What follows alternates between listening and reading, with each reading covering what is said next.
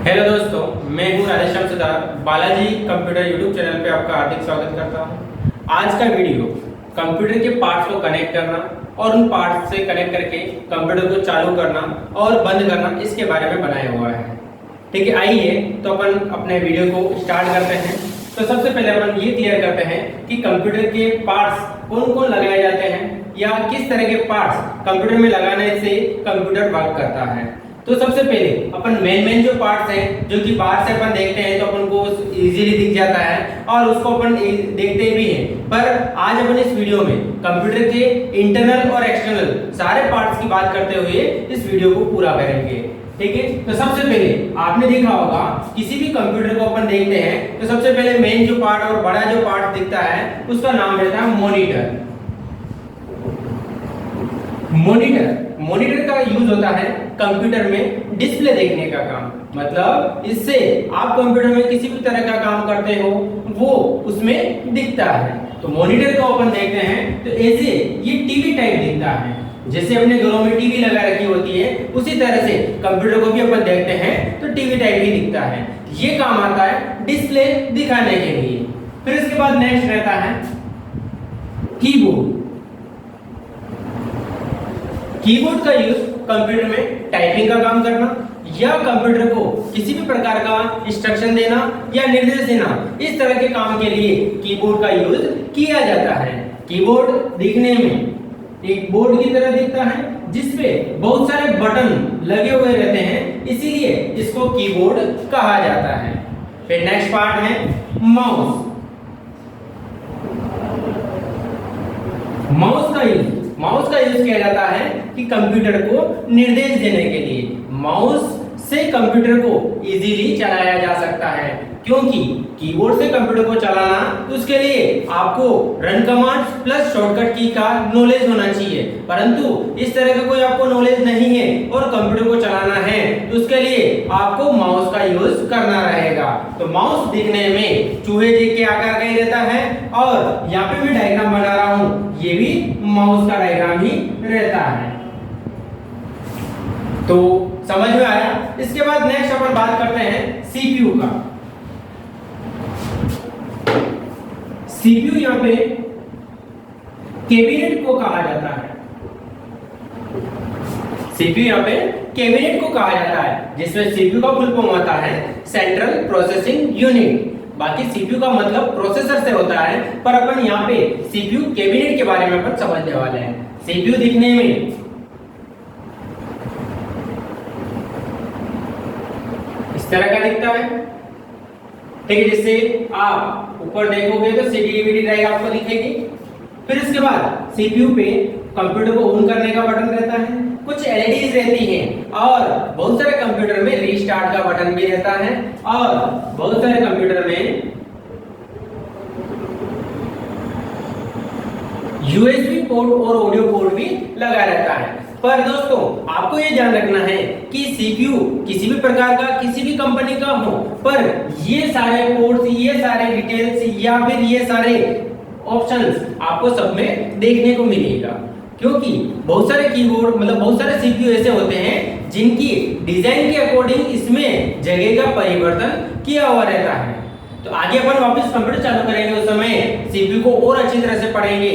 ठीक है, अभी अपन क्या करना चाहते हैं कि सीपीयू के जो अंदर जो पार्ट्स लगते हैं वो आपको मैं समझाना चाहता हूँ, क्योंकि बहुत सारे स्टूडेंट्स को या बहुत सारे लोगों को कंप्यूटर के अंदर मतलब सीपीयू या कैबिनेट के अंदर जो पार्ट्स लगे हुए रहते हैं उसके बारे में नॉलेज नहीं होता है। तो अभी अपन बात करते हैं कि सीपीयू के अंदर जो पार्ट्स लगते हैं उनको कैसे पहचानते हैं या फिर वो क्या क्या होते हैं। ठीक है, तो नेक्स्ट अपन चालू करते हैं कंप्यूटर का जो मेन बेस जो कहलाता है, कंप्यूटर का जो मेन पार्ट होता है उसके बारे में अपन क्लियर करते हैं। तो सबसे पहले जैसे आप सीपीयू मतलब कैबिनेट का कवर ऑन करते हो या ओपन करते हो तो सबसे पहले आपको सामने दिखता है मदरबोर्ड। मदरबोर्ड दिखने में एक बोर्ड टाइप दिखता है जो कि सिलिकॉन से बना हुआ होता है। मदरबोर्ड यहाँ पे कंप्यूटर का मेन बेस कहा जाता है, क्योंकि ये एक ऐसा पार्ट है जिसके द्वारा कंप्यूटर के इंटरनल पार्ट्स और कंप्यूटर के एक्सटर्नल पार्ट सभी पार्ट्स को जोड़ा जाता है। ठीक है, दिखने में आप यहाँ पे देखोगे तो रैम स्लॉट स्लॉट आपको दिखेगा, उसके बाद प्रोसेसर सॉकेट दिखेगा, चिप्स दिखेगी और बहुत सारे आपको आईसीज, कैपेसिटर, इस तरह के बहुत सारी चीजें आपको दिखेगा जिससे आप उसकी पहचान कर सकते हो कि ये मदरबोर्ड होता है। फिर नेक्स्ट है, इसमें आप देखते हो तो रैम का यहाँ पे फुल फॉर्म होता है रैंडम एक्सेस मेमोरी। यह कंप्यूटर की मेमोरी कहलाती है। यहाँ पे रैम का काम होता है कि कंप्यूटर में जो स्टोर्ड या कंप्यूटर में जो लोड कर रहे हैं उन सभी सॉफ्टवेयर को रन कराने या चलाने के लिए यूज में ली जाती है। रैम में किसी भी प्रकार का कोई भी डेटा परमानेंट सेव नहीं होता है। रैम का यूज यहाँ पे किसी भी प्रकार का कोई सा भी सॉफ्टवेयर चलाने के लिए जो यूज में लिया जाता है उसको होल्ड करने या कुछ समय के लिए रोकने के लिए इसका यूज किया जाता है। इसका मैं एक एग्जांपल आपको समझाना चाहता हूं। जिस तरह से जैसे आप एक कंप्यूटर को ऑन करते हो, उसमें ऑपरेटिंग सिस्टम चलता है, इसके अलावा आप इसके साथ में ही अपनी अपनी जरूरत के अकॉर्डिंग एप्लीकेशंस ऑन करते हो। पर जैसे आप काम करते करते आपने देखा होगा बहुत बार लाइट चली जाती है जिसकी वजह से कंप्यूटर चलना बंद हो जाता है। तो जैसे अपन लाइट आने के बाद अपन वापस कंप्यूटर को चालू करते हैं तो वो शुरू से चलता है। क्यों? क्योंकि आप किसी भी प्रकार का जो एप्लीकेशन या सिस्टम सॉफ्टवेयर या जो भी काम कर रहे हो वो टेम्पररी रैम के अंदर ही सेव होता है। तो जैसे ही लाइट चली जाती है तो आपका डेटा सारा क्लियर हो जाता है और जो आप फाइलें जो सेव करते हो वो रैम में नहीं हार्ड डिस्क के अंदर सेव होती है, जिसकी वजह से आपका डेटा परमानेंट सेव रहता है। तो अभी अपन ने समझा रैम के बारे में। आगे अपन पढ़ते हैं एसएमपीएस के बारे में। एसएमपीएस का मतलब क्या होता है? तो यहाँ पे एसएमपीएस का मतलब होता है स्विच मोड पावर सप्लाई। ये कंप्यूटर की पावर सप्लाई कहलाती है।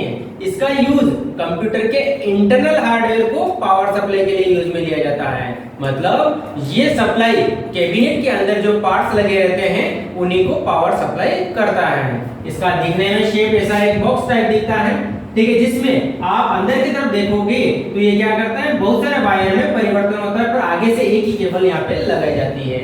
ये काम मेन करता है डीसी को या फिर एसी वोल्टेज को डीसी में कन्वर्ट करने का रहता है। जो अपने नॉर्मल घरों में जो लाइट आती है वो एसी वोल्ट की रहती है, परंतु कंप्यूटर के जो पार्ट्स होते हैं उन सभी पार्ट्स को डीसी वोल्ट की जरूरत रहती है। तो यहाँ पे एसएमपीएस काम करता है एसी को डीसी में कन्वर्ट करने का। समझ में आया? फिर नेक्स्ट अपन पार्ट की बात करते हैं। तो यहाँ पे अपन बात करेंगे हार्ड डिस्क के बारे में। हार्ड डिस्क क्या होता है?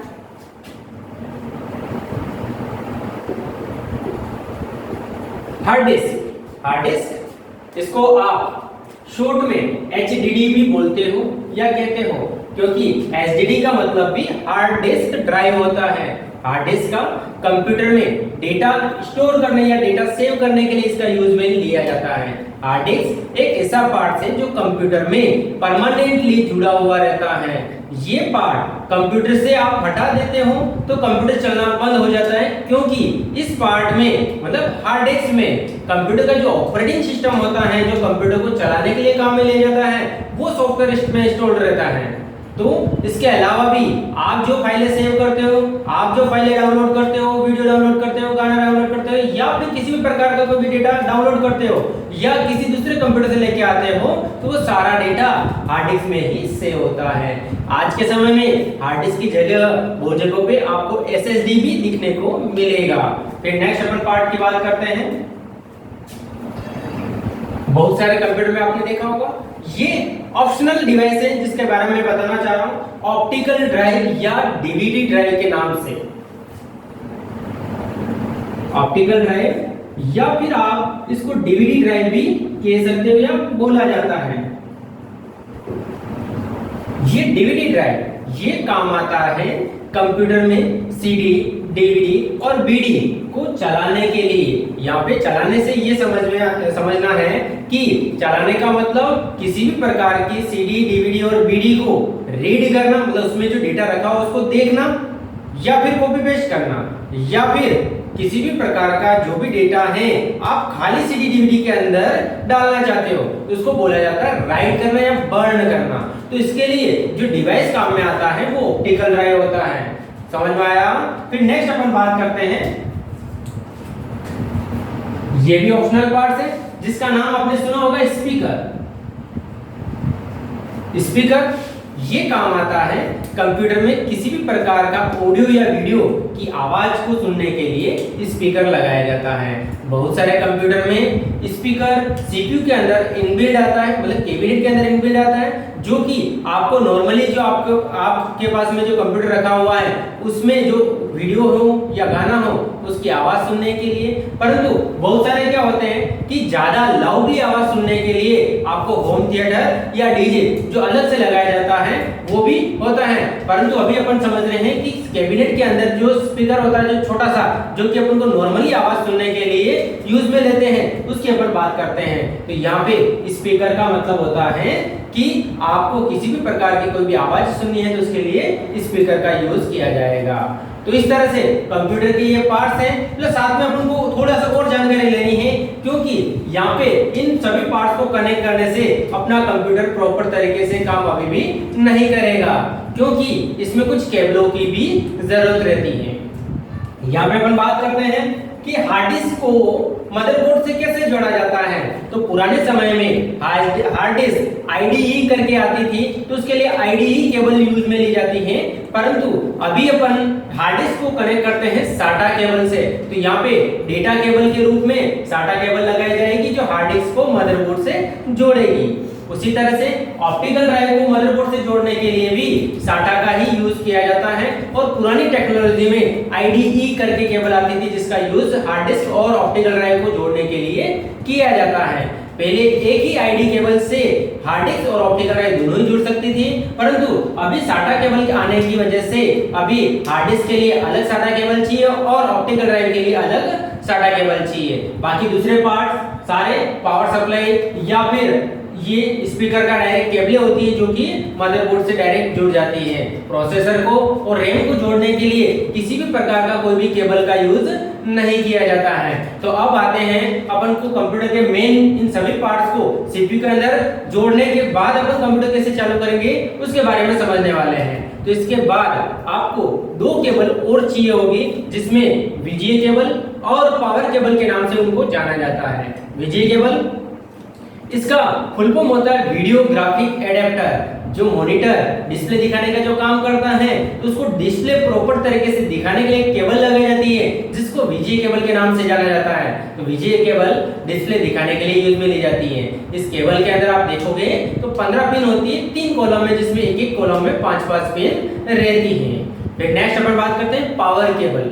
पावर केबल एक कंप्यूटर को चलाने के लिए कितनी पावर केबल चाहिए, तो 2 पावर केबल चाहिए होती है, जिसमें एक पावर केबल लगती है मेन बोर्ड जो होता है अपने घरों में जो लाइट का बोर्ड होता है उसको मेन बोर्ड कहते हैं। तो मेन बोर्ड से मॉनिटर को पावर देने के लिए, दूसरा रहता है मेन बोर्ड को सीपीयू से पावर देने के लिए, जिससे अपना पूरा प्रॉपर तरीके से कंप्यूटर चलता है। तो अपन आइए अब अपन कंप्यूटर को ऑन कैसे करें उसके बारे में समझने वाले हैं। तो मैं एक डायग्राम बना रहा हूं जिसको ध्यान से देखना है और इसकी कनेक्टिविटी को समझना है और इसको ऑन करना सीखना है।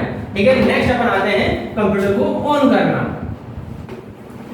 तो नेक्स्ट अपन डायग्राम बना रहे हैं। तो सबसे पहले आपको मैंने अभी जैसे बताया था कि कौन कौन से पार्ट्स लगते हैं डेस्कटॉप को कनेक्ट करने के लिए या कंप्यूटर को कनेक्ट करने के लिए। तो यहाँ पे मैं अभी बता रहा हूँ डेस्कटॉप कंप्यूटर के बारे में।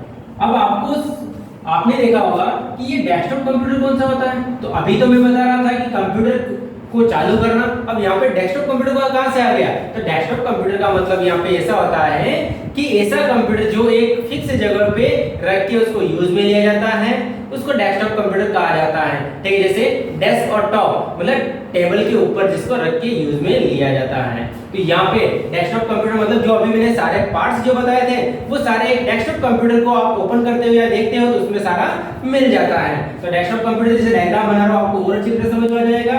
तो यहाँ पे सबसे पहले अपन बात करते हैं मॉनिटर के जो टेबल के टॉप पे रखा जाता है और उसके बाद आप देखते हो तो कीबोर्ड लगाया जाता है और उसके बाद एक माउस लगाया जाता है। फिर नेक्स्ट आप देखोगे तो सीपीयू लगाया जाता है जो कि कैबिनेट के नाम से जाना भी जाता है। फिर नेक्स्ट ये मैंने डायग्राम बना दिया सीपीयू का, और भी बहुत सारे पार्ट्स होते हैं पर अभी अपन को क्या मेन क्या समझना है कंप्यूटर चालू कैसे होता है। तो नेक्स्ट फिर एक मैंने क्या लगाया यहाँ पे मेन बोर्ड जो घर में लाइट का बोर्ड होता है उसको कहते हैं ठीक है। तो यहाँ पे मैं क्या करता हूँ, अब इसका कनेक्टिविटी मैं करना सिखाता हूँ। तो यहाँ पे ये मेन बोर्ड है जिससे एक केबल अपन लगाएंगे, पावर केबल, जो कि आपको सीपीयू से या फिर मॉनिटर से कनेक्ट करना है। ये केबल क्या काम आती है, पावर देने के लिए या पावर सप्लाई करने के लिए। तो यहाँ पे सीपीयू और मॉनिटर दोनों को मैंने क्या कर दिया, पावर दे दिया। अब नेक्स्ट अपन समझते हैं कि इसको क्या करना है, वीजीए केबल के द्वारा इसको कनेक्ट करना है, क्योंकि डिस्प्ले दिखने का काम मॉनिटर और सीपीयू करता है, प्लस ये वीजीए केबल के द्वारा करवाया जाता है। तो वीजीए केबल को मैंने यहाँ पे कनेक्ट कर दिया। अब कीबोर्ड माउस को कनेक्ट करना है, तो कीबोर्ड की यूएसबी केबल यूएसबी पोर्ट में और माउस की USB port cable USB port पे कनेक्ट करना है, जिससे ये कनेक्टिंग का काम प्रॉपर तरीके से हो जाता है। अब नेक्स्ट अपन ऑन कैसे करेंगे, तो ऑन करने के लिए सबसे पहले आपको मेन स्विच, मतलब मेन जो बोर्ड लगा हुआ है उसके ऊपर एक स्विच लगा हुआ है, उसको अपन को प्रेस करना है। तो सबसे पहले मेन स्विच ऑन करना है, मेन स्विच ऑन। फिर उसके बाद क्या करेंगे, जैसे मेन स्विच ऑन किया है तो सीपीयू और मॉनिटर तक उसकी पावर सप्लाई चली गई है, परंतु कंप्यूटर या मतलब सीपीयू और मॉनिटर अभी चालू नहीं हुआ है, क्योंकि इसके ऊपर भी क्या होता है, एक पावर बटन लगा रहता है, जिससे अपन को प्रेस करेंगे तो कंप्यूटर चालू होगा। तो सीपीयू के ऊपर जो पावर बटन है उसको प्रेस करना है। तो सेकंड स्टेप क्या करना है, सीपीयू पावर स्विच ऑन।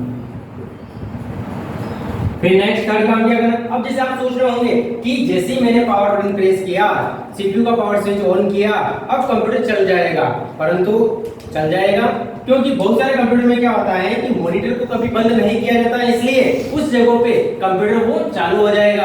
परंतु बहुत सारे जगहों पे या फिर जब कंप्यूटर नया अपन खरीदते हैं तो उस समय मॉनिटर का स्विच बंद रहता है, तो अपन को ये भी ध्यान में रखना है कि कंप्यूटर को जब ऑन करें तो जैसे ही आपने पावर स्विच या सीपीयू बटन प्रेस किया है तो और कंप्यूटर नहीं चला है, तो एक बार चेक कर ले कि मॉनिटर का पावर स्विच ऑन है या ऑफ है। तो जब कभी मॉनिटर का पावर स्विच ऑफ होता है तो उसको भी ऑन करना रहता है। तो मॉनिटर पावर स्विच ऑन। तो इस तरह से अपना कंप्यूटर चालू होता है। तो अब नेक्स्ट, अब कंप्यूटर चालू होता है तो अपने सामने कौन सी स्क्रीन आती है, तो जैसे कुछ सेकंड वेट करते हैं तो ऐसे बहुत सारे कंप्यूटर ऐसे होंगे जिसमें क्या होता है कि बायोस की सेटिंग में कुछ चेंजेस होता है, उसकी वजह से वहां पे कंप्यूटर को चालू करने के लिए बहुत बार F1 या F2 पूछा जाता है कि कंटिन्यू फॉर प्रेस F1 या कंटिन्यू फॉर प्रेस F2, क्योंकि वहां पे बायोस की सेटिंग में उसमें कुछ चेंजेस होने की वजह से वहां पे वो आपकी परमिशन या फिर आपके द्वारा कुछ इनपुट लिया जाता है, जिसकी वजह से वो आगे चलता है। तो जैसे ही आप बहुत सारे कंप्यूटर ऐसे होंगे जिसमें F1 या F2 प्रेस करने की जरूरत रहती है, तो उसमें आपको F1 या F2 प्रेस करोगे तो आगे नेक्स्ट चलेगा। और बहुत सारे कंप्यूटर ऐसे होंगे जिसमें केवल ये बटन प्रेस करने से डायरेक्टली ही वो चल जाता है। तो नेक्स्ट अपन कुछ सेकंड वेट करते हैं, उसके बाद में आपके सामने आती है लॉक स्क्रीन।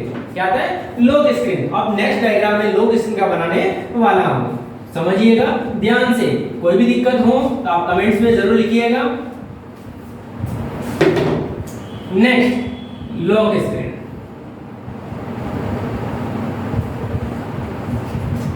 लॉक स्क्रीन यहाँ पे आप देखोगे तो जैसे अपना मॉनिटर है, जैसे चलेगा उस पे आप देखोगे तो जो अपना मनपसंद जो फोटो लगा रखा होगा वो फोटो आपको दिखेगा। तो मैं एक छोटा सा कुछ फोटो बना लेता हूँ, फिर जिससे आपको थोड़ा सा समझ में आ जाए। तो मैंने इस तरह का कुछ फोटो बनाया। अब यहाँ पे मेन आपको देखना है कि यहाँ पे आपको क्या दिखेगा, जो अभी का टाइमिंग,